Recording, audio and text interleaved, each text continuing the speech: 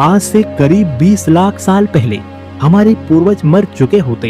हाँ, बिल्कुल मर चुके होते, क्योंकि उस समय वह इस धरती के राजा नहीं थे। वह सबसे कमजोर जीव थे, यानी ना हमारे पास शेर जैसे दांत थे, ना चीते जैसी रफ्तार, ना गैंडे जैसा शरीर, ना बाज जैसी नजर। हम बस एक निवाला थे। हर सुबह सूरज उगता था और साथ में उठता था एक सवाल, आज किसकी बारी है मरने की। लेकिन आज वही कमजोर जीव शहर बनाता है, रॉकेट बनाता है, एआई बनाता है और अब मंगल ग्रह पर घर बनाने की सोच रहा है। तो सवाल उठता है कि वह कौन सी चिंगारी थी जिसने डरपोक शिकार को इस धरती का सबसे खतरनाक शिकारी बना दिया। यह कहानी है हमारी नसों में दौड़ते उस पहले इंसान की। हमारे पूर्वज कभी जंगलों के राजा थे, पेड़ों पर फल थे, सुरक्षा थी, छिपने की जगह थी। लेकिन फिर धरती ने करवट ली। करीब 40 लाख साल पहले अफ्रीका के घने जंगल सूखने लगे, पेड़ गायब होने लगे और उनकी जगह फैले मीलों लंबे घास के मैदान। अब पेड़ों पर छिपना संभव नहीं था, अब जमीन पर उतरना ही एक रास्ता था। लेकिन जमीन पर उतरने का मतलब था सीधा मौत के सामने खड़ा होना। और यही हुआ विकास का पहला चमत्कार। हम खड़े हो गए 2 पैरों पर। यह सिर्फ चलना नहीं था, यह था सर्वाइवल अपग्रेड 1.0। अब हम घास के ऊपर से दूर तक देख सकते थे। अब हम लंबी दूरी कम ऊर्जा में तय कर सकते थे। और सबसे महत्वपूर्ण, हमारे हाथ अब खाली थे, और खाली हाथ एक दिन दुनिया बदलने वाले थे। करीब 28 लाख साल पहले एक नया खिलाड़ी आया, नाम था होमो हैबिलिस, मतलब हैंडीमैन। उसने पहली बार सोचा, अगर हाथ खाली हैं तो क्यों ना इनसे हथियार बना दिए जाएं। उसने पत्थर उठाया, उसे दूसरे पत्थर से टकराया और पहली बार एक नुकीली धार बनाई। यह इतिहास का पहला औजार था, वुडवन टूल्स। वह बहुत साधारण थे, लेकिन उन्होंने खेल बदल दिया। अब हम सिर्फ फल खाने वाले जीव नहीं थे, अब हम हड्डियां तोड़ सकते थे, शिकारियों से बचे हुए शिकार से बोन मैरो निकाल सकते थे। और यही था असली टर्निंग पॉइंट, क्योंकि बोन मैरो सिर्फ खाना नहीं था, वह था दिमाग के लिए ईंधन, प्रोटीन, फैट और ऊर्जा। और धीरे धीरे हमारा दिमाग बड़ा होने लगा, क्योंकि हैबिलिस अभी भी डरता था। वह अभी भी इंतजार करता था कि बड़े शिकारी खाकर चले जाएं। उसे इंतजार था एक ऐसे वारिस का जो इंतजार नहीं करेगा। करीब 19 लाख साल पहले सवाना की तपती धरती पर एक परछाई दिखाई दी।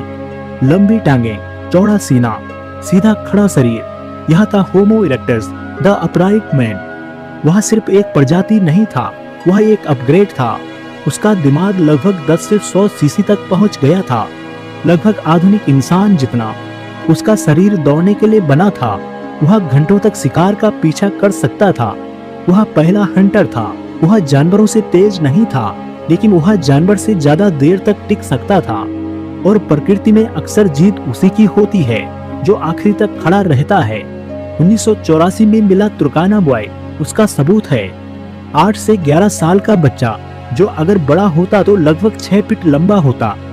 वो हमारे जैसा दिखता था, हमारे जैसा चलता था। वो पहला इंसान था जिसे आप पहचान सकते थे। लेकिन असली क्रांति अभी बाकी थी। होमो इरेक्टस ने जो बनाया उसने इतिहास बदल दिया। ऐसा पत्थर जो एक तरफ धार, दूसरी तरफ पकड़। यह सिर्फ पत्थर नहीं था, यह थी इंजीनियरिंग। इसे बनाने के लिए पहले दिमाग में उसकी कल्पना करनी पड़ती थी। मतलब अब हमारे पास इमेजिनेशन थी, प्लानिंग थी, फ्यूचर थिंकिंग थी। और यह छोटा सा औजार उनका चाकू हथौड़ा था, यानी सर्वाइवल किट था। और इसी के दम पर उन्होंने पहली बार शिकारियों को चुनौती दी।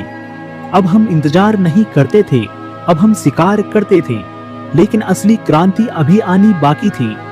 एक ऐसी खोज जिसने रात को दिन बना दिया, जिसने हमें ठंड से बचाया, जानवरों से बचाया और शायद हमें बोलना भी सिखाया। वो थी आग। और जब इंसान ने पहली बार आग को काबू किया, तब धरती ने समझ लिया यह जीव अब रुकने वाला नहीं है। जब इंसान ने सूरज को पकड़ लिया, लाखों सालों तक रात का मतलब था डर। जैसे ही सूरज ढलता, इंसान का साहस भी ढल जाता। अंधेरा जंगल और हर झाड़ी के पीछे छिपी मौत। फिर एक रात इतिहास बदल गया। आसमान में बिजली कड़की, जंगल में आग लगी, जानवर भाग गए, लेकिन एक जीव रुका। उसने पहली बार डर की जगह जिज्ञासा को चुना। वो था होमो इरेक्टस। उसने देखा आग ठंड भगाती है, आग रोशनी देती है, आग शेर को भी पीछे धकेल देती है। और फिर उसने कर दिखाया, उसने आग को काबू कर लिया। यही वो पल था जब इंसान ने प्रकृति से कहा, अब मैं सिर्फ शिकार नहीं हूँ। आग सिर्फ रोशनी नहीं थी, वह सुरक्षा थी, वह ताकत थी, वो नियंत्रण था। पहली बार रात हमारी हुई और रात के साथ आया सोचना। आग के चारों ओर बैठकर इंसान ने पहली बार आसमान को देखा होगा, सितारों को देखा होगा और शायद खुद से पूछा होगा, मैं कौन हूँ। यही था चेतना का बीज। आग का सबसे बड़ा असर हमारे दिमाग पर हुआ। जब होमो इरेक्टस ने कच्चे मांस को पकाकर खाना शुरू किया, सब कुछ बदल गया। कच्चा मांस चबाने में घंटों लगते थे, ऊर्जा ज्यादा खर्च होती थी, लेकिन पका हुआ खाना नरम था, पचने में आसान था, ऊर्जा से भरपूर था और वह अतिरिक्त ऊर्जा सीधे दिमाग में गई। यहीं से दिमाग का विकास शुरू हुआ। हमारे जबड़े छोटे हुए, चेहरा बदला, आंखों में बुद्धि की चमक आई।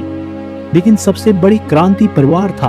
आग के चारों ओर बैठकर खाना बांटना, ये समाज की पहली शुरुआत थी। पहली बार इंसान अकेला नहीं था, अब इंसान बदल चुका था। उसके पास औजार थे, आग थी, दिमाग था, लेकिन शिकार अभी भी चुनौती था। तो उसने एक ऐसी रणनीति अपनाई जो आज भी कोई जानवर नहीं कर सकता है। सवाना की झुलसा देने वाली धूप में जब शेर और चीते छाया में छिप जाते थे, इंसान दौड़ रहा होता था। उसके शरीर पर बाल कम थे, लाखों पसीनों की ग्रंथियां थी जो खुद को ठंडा रख सकती थी। वह जानवरों का पीछा करता, कभी कभी पूरे दिन, और अंत में जानवर गिर जाता। यह ताकत की जीत नहीं थी, यह धैर्य की जीत थी।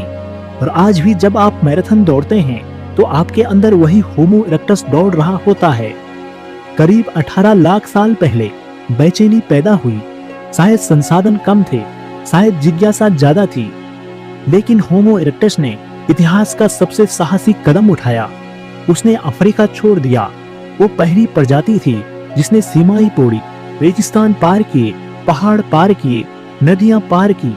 वह एशिया पहुंचा, यूरोप पहुंचा, भारत की धरती पर कदम रखा, चीन और इंडोनेशिया तक फैल गया।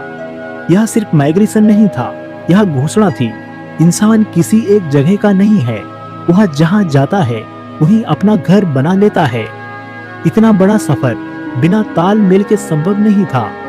होमो इरेक्टस के पास हमारी तरह जटिल भाषा नहीं थी, लेकिन उनके पास संकेत थे, आवाजें थी, भाव थे। उधर खतरा है, यहाँ वहां मत जाओ, छोटे छोटे ध्वनि संकेत। लेकिन यहीं से संस्कृति की शुरुआत हुई। अब ज्ञान एक पीढ़ी से दूसरी पीढ़ी में जाने लगा। जब अनुभव मृत्यु के साथ खत्म नहीं होता था, अब इंसान सिर्फ जी नहीं रहा था, वह सीख रहा था। लेकिन इतना महान बनने के बाद भी होमो इरेक्टस हमेशा नहीं रहा। करीब 1 लाख साल पहले वह इतिहास के पन्नों में खो गया। हेलो दोस्तों, अगर आपको यह वीडियो पसंद आई हो तो कृपया हमारे चैनल को सब्सक्राइब जरूर करें। वह हमारी वीडियो को लाइक व शेयर करें, जहां आपको प्राचीन काल के इतिहास को जानना और समझना और भी सरल हो जाएगा। धन्यवाद दोस्तों।